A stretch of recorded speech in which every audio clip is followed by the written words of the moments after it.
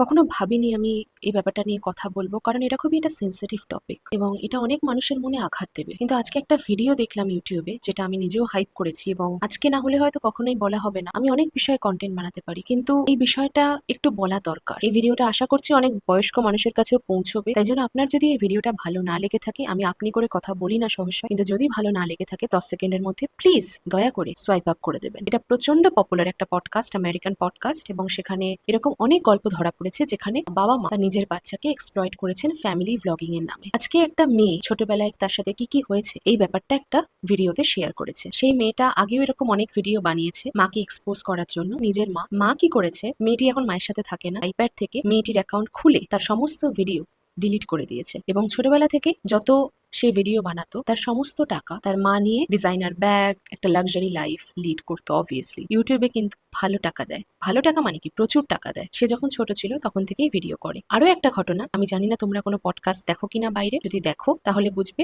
আমি কোন কথাটা বলছি। তার বাবা থেরাপিতে রয়েছে এবং তার মা এখন জেলে রয়েছে। তার কারণ হচ্ছে এই family vlogging. What about child vlogging? তাকে প্রত্যেকদিন দেখানো, তার নামে টাকা ইনকাম করা, একটা বাচ্চার কন্ট্রাক্ট করে 3 দিনের অ্যাড শুট করা, বা কন্ট্রাক্ট সাইন করে 5 মাসের একটা সিরিজে শুটিং এ অংশগ্রহণ করা। এই জিনিসগুলো কিন্তু আলাদা ভ্লগিং এর থেকে। ভ্লগিং এ প্রচুর টাকা আসে, কিন্তু বাচ্চাকে প্রতিদিন না দেখিয়ে নিজের নামও তো কামানো যায়। আমার এই মেয়েটার ভিডিও দেখে এত খারাপ লাগলো। তার কাছে এখন রীতিমতো কলেজে ফিস দেওয়া টাকা নেই। তার 1.5 মিলিয়ন সাবস্ক্রাইবারের চ্যানেল থেকে তার মা সমস্ত ভিডিও ডিলিট করে দিয়েছে, কারণ সে চুজ করেছে বাড়ি থেকে দূরে গিয়ে পড়াশোনা করতে। বাড়ির কাছাকাছি কেন পড়াশোনা করেনি? বাড়ির কাছাকাছি পড়াশোনা করলে ভিডিও বানাতে পারতো। টাকার সমস্ত কন্ট্রোল তার মায়ের হাতে থাকতো। টাকা এমন একটা জিনিস, নিজের মায়ের পেটের 2 ভাই কথা বলা বন্ধ করে দেয় এর জন্য। নিজের মায়ের পেটের 2 বোন একে অপরজনের মুখ দেখা বন্ধ করে দেয়। আমার এক বন্ধু আছে যে হায়ার স্টাডি করতে চাইতো, কিন্তু সে একটা অসাধারণ প্যাকেজের জব অফার পায়। সেই জব অফার পাওয়ার পরে সে ভাবলো যে 2 বছর চাকরি করে তারপর হায়ার স্টাডি করবে, করতে পারলো না। বললো যে এত টাকা আসা বন্ধ হয়ে যাবে, চাকরি ছাড়লো না, হায়ার স্টাডিজও আর করলো না। এটা প্রচুর মানুষের গল্প। টাকা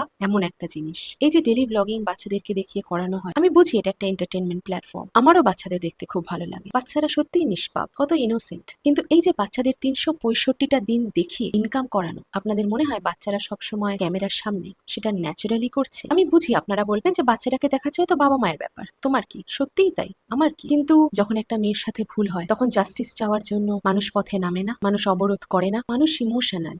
মানুষের যায় আসে, মানুষের ভালো লাগে, মানুষের খারাপ লাগে। বেশিরভাগ মানুষেরই এখনো অন্য মানুষের কষ্টে কিন্তু কষ্ট হয়। আপনারা ডেইলি ভ্লগ, আপনাদের যা ইচ্ছা আপনারা দেখুন, কিন্তু এই যে চাইল্ড লেবার এত কষ্ট করে মানুষ বন্ধ করানোর চেষ্টা করেছিলেন, এটা কি আবার ধীরে ধীরে ফেরত চলে আসছে না? আমি মানছি যে তারা ফ্যামিলি ভ্লগ করছে, তাই ফ্যামিলিতে তাদের বাচ্চাকে দেখাতেই হবে, কিন্তু একটা বাচ্চাকে নিয়েই যখন 3-4টে চ্যানেল হচ্ছে 3-4টে প্ল্যাটফর্মে, সেটা কি টাকার জন্য নয়? এমন অনেক মানুষ আছেন যাদের বাচ্চা আছে এবং তারা সোশ্যাল মিডিয়ায় আছেন, কিন্তু তারা প্রত্যেকদিন তাদের বাচ্চাকে দেখান না। তারা তাদের কন্টেন্টে স্টিক থাকেন। ঠিক আছে, আমি মানছি তারা মাঝে মাঝে দেখান, কারণ বাচ্চাটা তো তাদের সাথে 24/7 থাকে, আর বাচ্চারা মাকে ছাড়া এক দণ্ডও থাকতে চায় না। তাও কিন্তু অনেক মানুষ আছেন যারা বাচ্চাকে নিয়ে প্রত্যেকদিন কন্টেন্ট বানান না। তারা কিন্তু জানেন এক ধরনের এটা নেশা, টাকার নেশা। হ্যাঁ, আমি মানছি সে একটা বড় স্টার হতে পারে, তার কাছে অ্যাক্টিং এর অপরচুনিটি আসতে পারে এর থ্রুতে। আমরা তো জানি না বড় হয়ে আমরা ইন্ট্রোভার্ট হব না এক্সট্রোভার্ট। টিনেজ বয়সে যদি স্পেশালি মানুষটা ইন্ট্রোভার্ট হয়ে যায়, এগুলো শুনতে খুব অকওয়ার্ড লাগে যখন অন্য কেউ বলে, জানিস তুই ছোটবেলায় না এরকম ছিল, দেখ দেখ তুই কিরকম জোকস মারতি। অনেক মানুষকে আমি দেখেছি যারা অকওয়ার্ড ফিল করেন। ছোটবেলার সমস্ত মুহূর্ত সবার অত